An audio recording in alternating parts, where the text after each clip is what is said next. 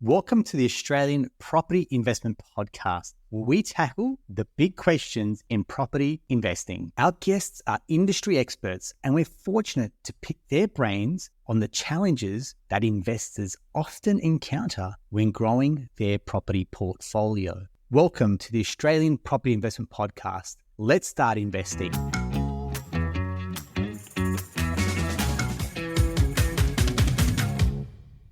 Yeah, everyone, welcome back to another episode of the Australian Property Investment Podcast. I'm your host, Aaron Christie David, and I run a mortgage broking business called Tillian Wealth, where we specialize in helping property investors start out and scale up their property portfolios. And what we call the ambitious and sometimes frustrated property investor is where we want to share insights and also bring in people that are what we call best in breed. Today, it's got a different flavor to it. I always get a real kick out of bringing clients in because these are real life stories. They're unscripted, and the journey often is where people can, and we say success leads clues. So being able to learn from peers, people that have been there, done that, I think is the most powerful message that we've got. And we've got a fantastic client, Eddie Mastoori. Welcome on. How you doing? Thanks, Aaron. Thanks for having me. Great to be here. For those that don't know, this is round two. So the first time I know, Eddie, you're coming back on because we had some tech issues the last time. So I want to say thank you very much for turning out with a my pleasure. Face looking sharp as always, mate. So I want to get the most out of today. What we'll do is we'll come to your property journey in a little bit, but just to backtrack, Eddie, I think you've got a fantastic story. You've come over from Iran, and we'll talk about your journey. You've bought a property during the pandemic. You've gone to buy another property as well. And that doesn't stop there because I know you've got ambitions to kind of keep growing and building your property portfolio, not necessarily quantity-wise, but quality-wise. And that's something that I really love about you. You've come in, you've really kind of pushed the boundary. You don't take no for an answer, which is something that resonates solely with us, which is how do we do things, right tempo and the right energy, but also making sure that you're not sitting still when it comes to achieving your ambitions through property as well. So what I'd love to do, Eddie, is just start with the Eddie Mastoori story, which is how did you get to come to Australia and that life journey as well, mate? Great introduction, Aaron, and spot on. Yes, born and bred in Iran. I'm coming from a loving family of 6. We are 4 brothers, and as you probably guessed it, there was no money talk over the table. And I was the only son who was always criticizing my dad's approach to money and savings, money management, property management as well, because my dad was a designer, developer, investor himself. Mom was stay-at-home mom.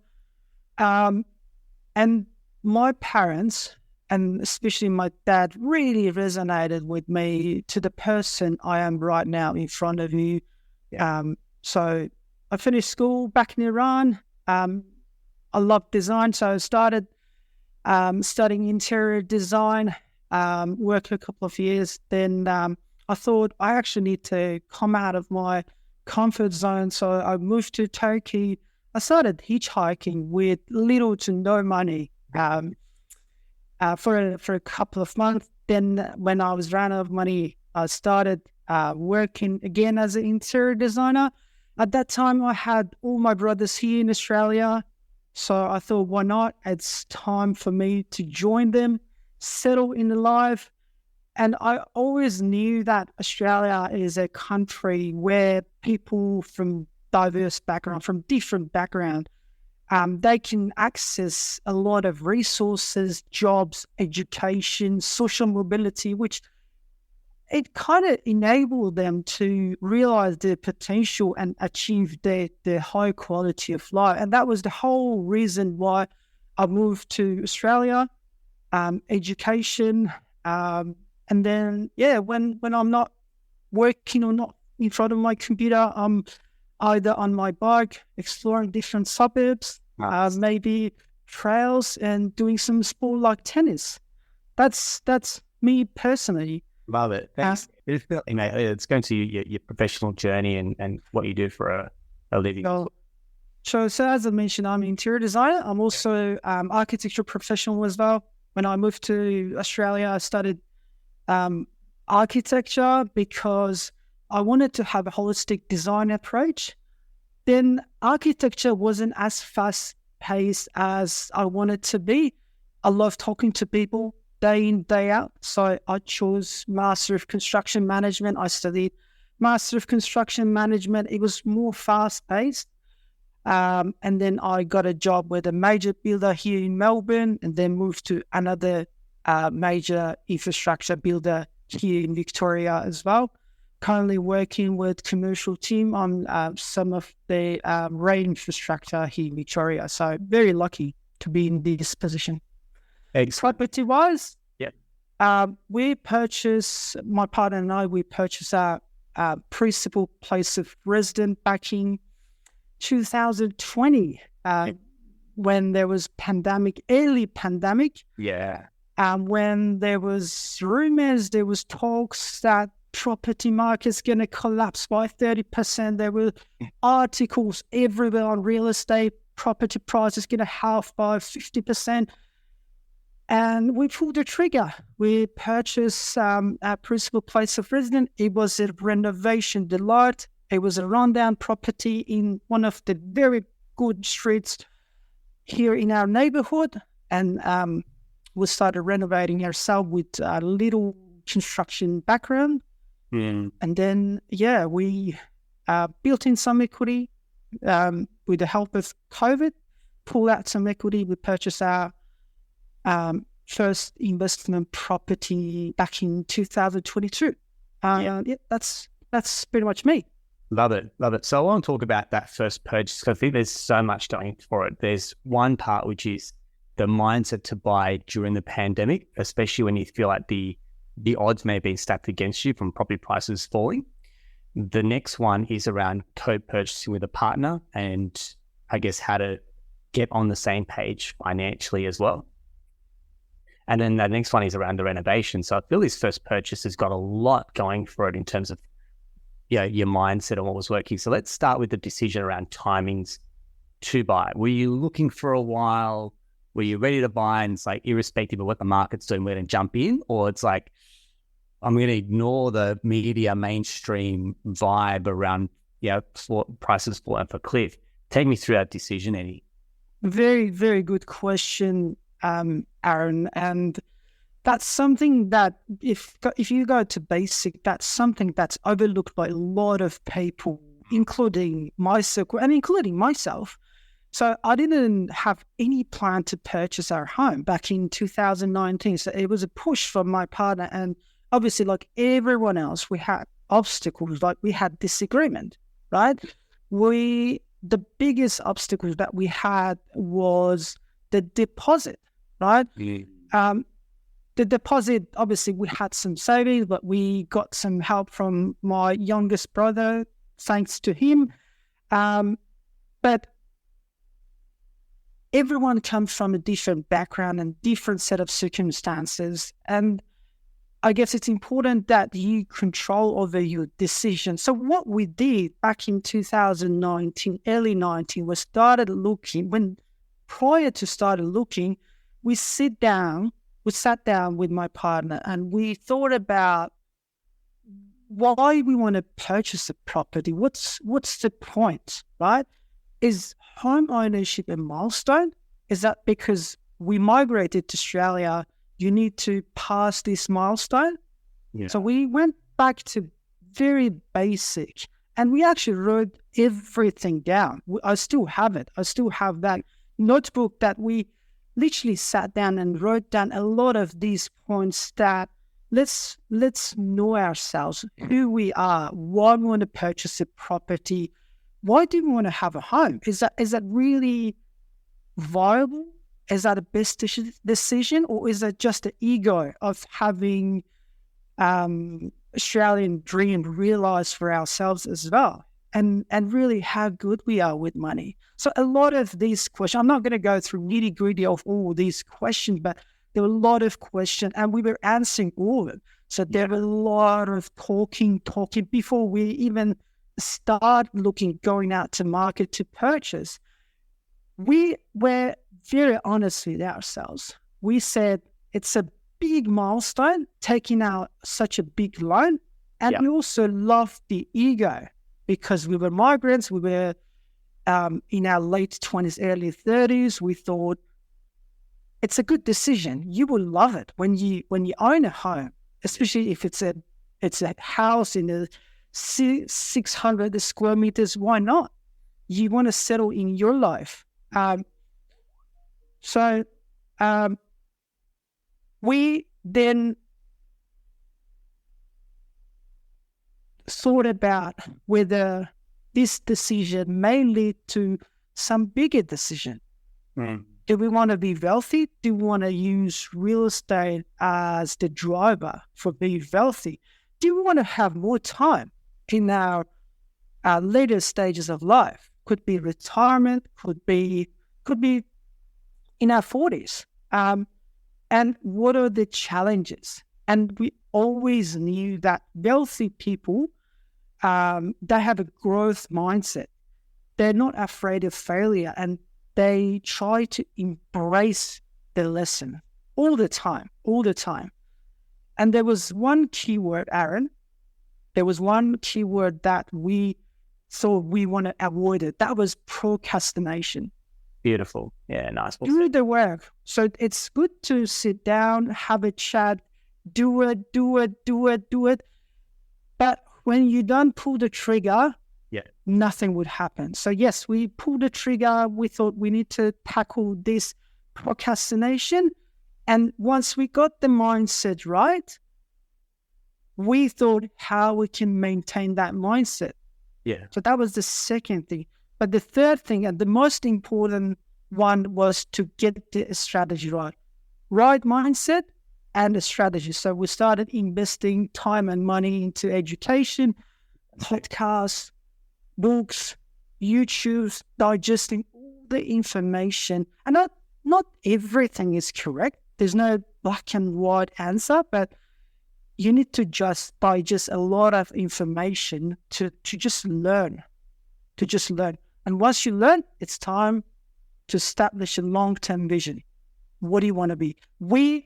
My partner and I, we wanted to be part of that 1% Australian investor who owns 6 or more property.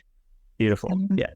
We thought home ownership, principal place of residence, could be a tool, an enabler for us to use it for future.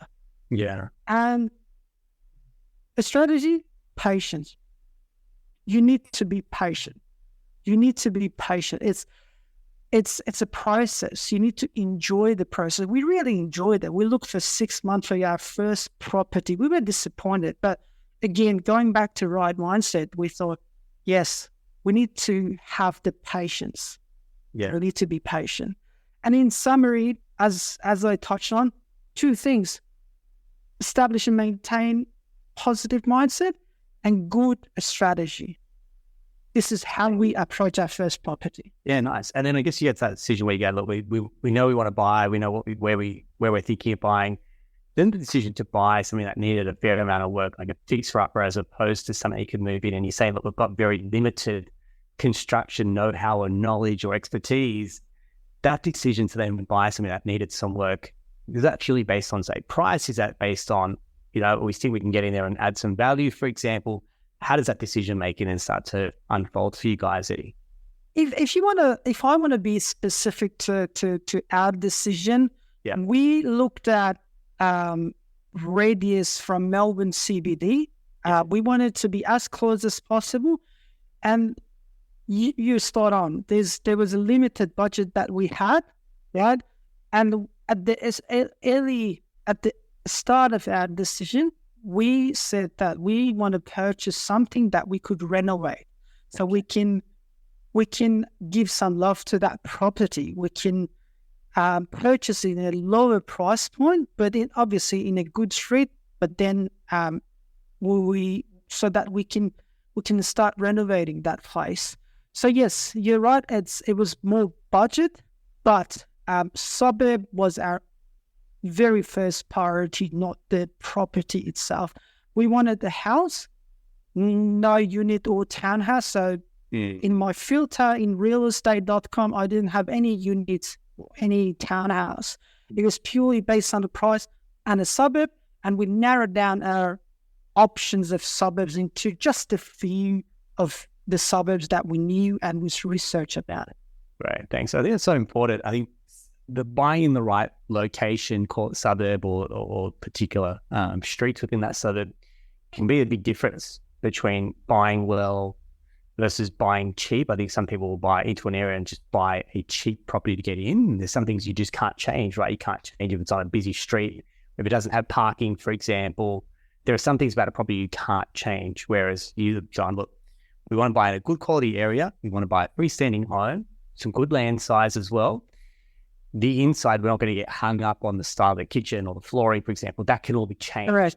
But there are some things that we can't change about a specific property. I think that level of filtering down and what you're filtering for on your search becomes super important. Whereas some people are just filtering for price and they're buying the cheapest property. It's like, that's probably not the best way to be buying. You're going, these are our non-negotiables. We know we have to pay a little bit extra, but we know we're buying quality as well. And I think that's very important, Aaron. Yeah. Very, very important. I've seen some people that are against buildable houses because they have knowledge of buildable houses and they want to specifically focus on brick houses. Yeah. I'm not saying it's a mistake, but people and listeners needs to go through nitty-gritty of having both of them. They need to study. They need to know the benefits or the disadvantages of bricks or even weatherboard. So do not narrow down based on the quality of dwelling. It's important, but it all depends on your goal in future. No, well said. Well said, David. So you mentioned before around podcasts, you've consumed some books, you've spoken to some people. So take me through, who are some of the people that have been on your journey that you feel have kind of helped you step up in the way that you think, for example, maybe change the way that you have an outlook as well? I always have mentor in my life. So for anything that I do, I try to have someone that I sort of talk or even follow, right? Their guidelines. Having a mentor in investment or even property purchase really important because it can give you a lot of valuable lessons. Obviously, they've done it and they've gone through a lot of mistakes, so you get to learn a lot from them. I listen to a lot of podcasts, right? And when we started looking for our investment property, I went to this auction and I saw a lady who was very powerful to me, very, very powerful, who started bidding, and I traced her down, and she was Kate Bakos. So I started listening to her podcast with Peter Kolazos and Dave, and then I got to know these guys better. Kate really resonated with me, so I do follow her on social media. I trace her down every single property that she purchased. And I try to match the photos and see what she's buying. So she's acting to me as a mentor. Very, very important to have someone. It's good if you have connection, in-person connection, but if you can't make that happen, I guess social media is an enabler. It's a very powerful tool for us to use it. So yes, it gives you direct access to someone like Kate without maybe having to go down the path of like, I'm not ready just to engage you yet, but I can tap into your knowledge, and they're so good at sharing their expertise, and they just want more people to do well. So they've got, I think you said about a great human mindset. They're putting out great content. I mean, Kate's been fantastic on the show a while ago, and they just want to give their knowledge away, and then people that want to work with them will then obviously pay a fee for success as well. Yeah, I don't encourage people to do it, but I drop her an email. Yeah. I asked for some advice, and I said, look, I'm Eddie, and I have no plan to engage you for at least 2-3 years because I have no plan to purchase any further property in Victoria. But I'm interested to know who is the best property management firm in northern side of Melbourne. And she introduced me to great specialized property managers that I'm actually using now. I'm very, very happy with them. Yeah. Yes, and that's where you learn a lot from people, I guess. Well done. And it takes initiative. What I love about that part of the story is you can follow someone, but it takes initiative to either get in touch and strike up the relationship and be really open. Like, I'm not ready to buy yet, but at some point, it may be opportunity, and they know, like, okay, there's some commercial benefit, but like you're saying, mate, people that have a heart of gold and they've got that abundance mindset, they're going to want to see you do well, you prosper, and they prosper. Yeah. Correct. That's exactly right. Yeah, nice. And so you've gone from 1 to 2 and you scaled, I want to say quickly, but when the time was right, you're like, look, we're not going to rush out and go and buy to get to that 1%. We know we need to follow a time path here, and a bad purchase will set you so far backwards compared to a purchase will then just put you on that normal trajectory, whereas coming off course can really push you so far off course. So that decision, when to buy next and what to buy, how does that conversation entail with your partner and the decision making that goes behind that as well, Eddie? Sure. So we had the right mindset, I suppose. Yeah. We tried to maintain it throughout 2 years. Obviously, as I mentioned, we renovated our place. We built some equity. It was a very good amount. We did a lot of search, a lot of research. I talked to a lot of mortgage brokers. You were including you. Yeah. We decided to order some valuation, came out really well. And we then sat down with my partner, said, what are we going to do? Yeah. What's our risk appetite? Are we going to pull the trigger, purchase another property? And there was some disagreement, right? There was some discussion. It's very normal. You will have it. I'm glad you said one will have it. I think everyone they suffer in silence. Again, we're the only ones that are wrestling with this, but I can say that there's probably no testing time than being a couple trying to buy property, right? You have an idea, your partner has an idea, you've got to try and come together. And I've said it 8 times, you can't build a house of 2 different blueprints or floor plans. That you've got to get on the same page. And we're talking about money, we're talking about investing in the future, which is speculative regardless of what asset class you choose. And in the back of your mind, you're always thinking, well, what happens if this goes wrong? Well, one partner's thinking optimistic, one partner's thinking risk mitigation. And then to try and move forward while you feel like it's almost like you're spinning the wheels a little bit, pulling the triggers, it's easier said than done sometimes as well. And there's no shortcut. There's absolutely no shortcut. Yeah. In our case, I'm very aggressive. Every decision that I make, I'm very aggressive. This is my nature. Whereas she is very passive. So I think it's a good balance. We sat down, we said, okay, let's buy 3. And she said, how are we going to do it? And I said, I'll give you a lot of figure. I'll give you some instances where people purchase 3-4 properties in a year. Look, this is me being aggressive. And she was right. We need to balance it, right? So we sat down, we said, let's buy. It was in the time where interests were rising. So we thought, okay, now let's buy the best property that we can with this money. Not 3 purchases, not 4 purchases. Let's buy one with the best quality as possible in the best areas possible. So we decided, we talked to a lot of people, we pulled the trigger. And it was the best decision. It took us about 5 months, but we had patience because, again, that right mindset. And we pulled the trigger, we purchased. Well done. And the search criteria, you said over 5 months, we're doing some due diligence, we're doing some research, obviously getting finance ready, for example. What decision did you end up making and why did you make that purchase as well? I learned a lot from those podcasts that I was listening. One of the people that I do still like, and I do listen to him, as Peter Colazos talking about numbers, talking about stats, talking about ABS data, how you can draw down some stats from ABS data and how you can interpret that. So I pulled out a lot of numbers from ABS, put it into a spreadsheet.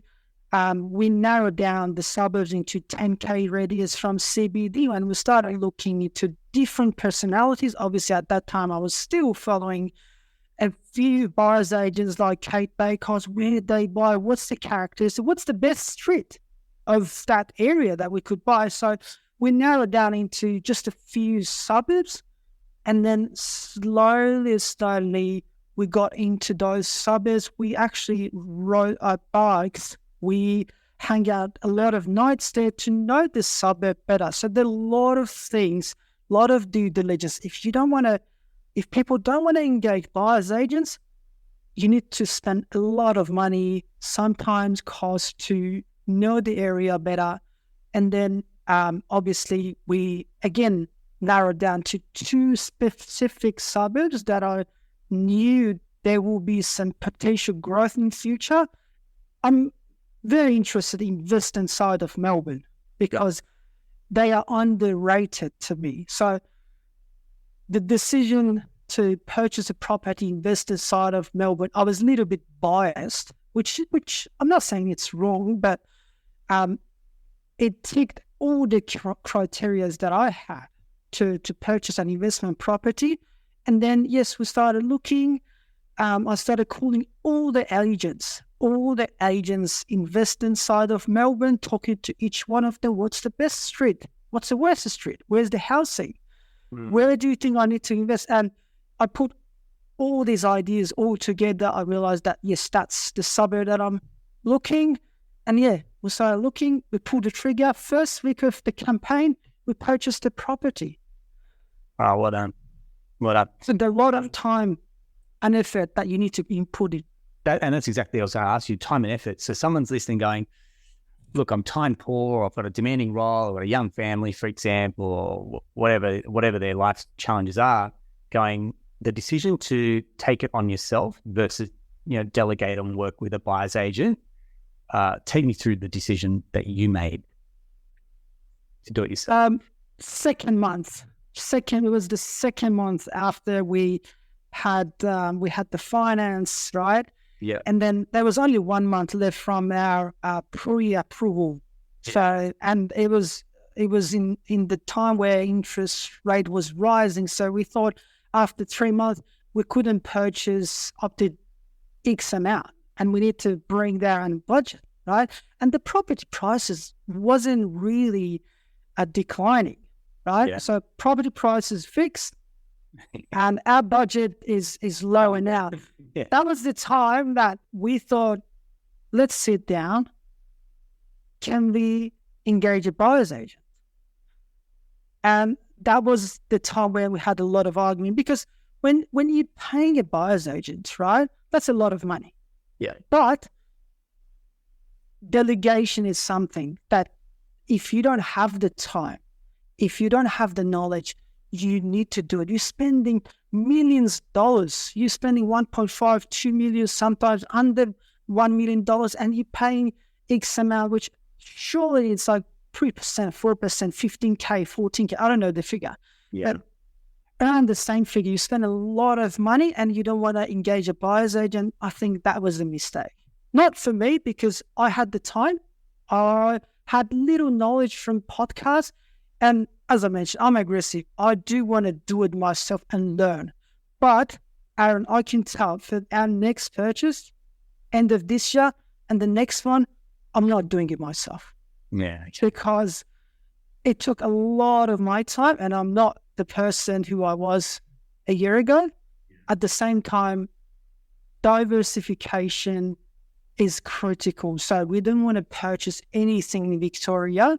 And obviously, if you want to purchase something in interstate, I would rather engage someone, pay and manage to purchase on behalf of me instead of me going to that specific state to purchase. Yeah.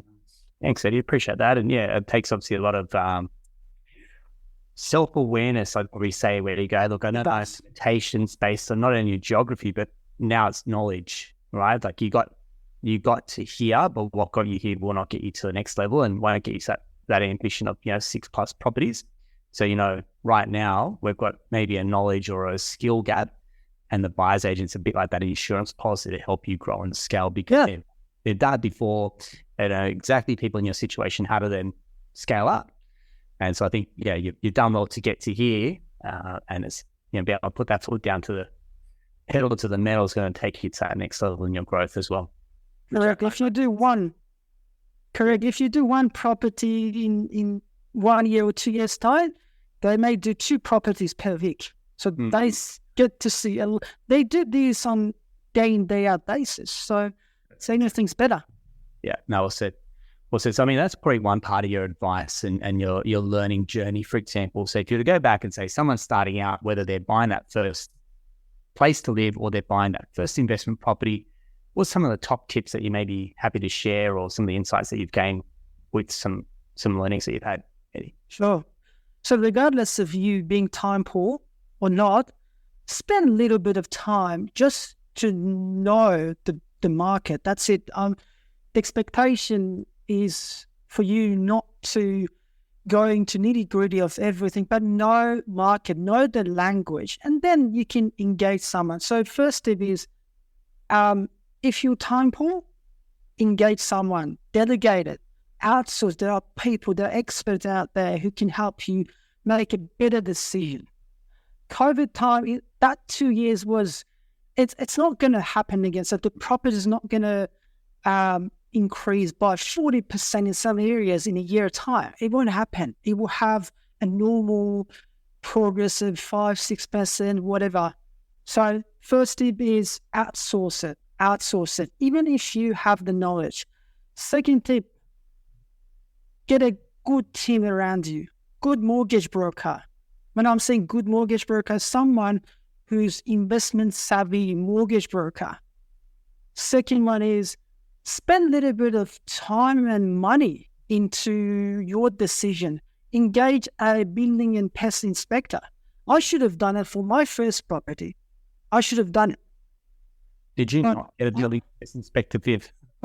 I was so confident. I went underneath of the house. I had a look at the stumps. I had my torch on me. I looked at every single details, right? Yeah. I'm not saying I did it wrong, but I should have done it. It was only $400-500, and we made a purchase up to $1 million. Why do you want to do it? So, good team, good building and pest inspector who can give you a good report, and you can have a chat over the phone with him or her. It's very important. If you want, you can engage a financial advisor as well to give you a lot of tips, a lot of planning. If you don't have the time to do the reverse engineer, what income you want to have when you retire. So financial advisor, someone who you can talk with on daily basis, right? Fourth person is accountant. Having a good accountant is very important. You talk to that accountant again every day. Yeah. Currently, we are exploring rent vesting option, and I've been talking to you. I've been talking to my accountant. What's the financial benefit? What's the downside of it? What about in future?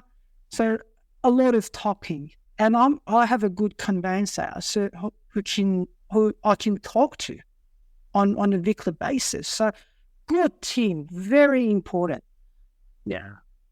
Outsource it to people. Spend a little bit of money. That's a lot of cost, and you're spending little to no money compared to that. So get a good team as well, and get a good mentor. Get someone who can help you.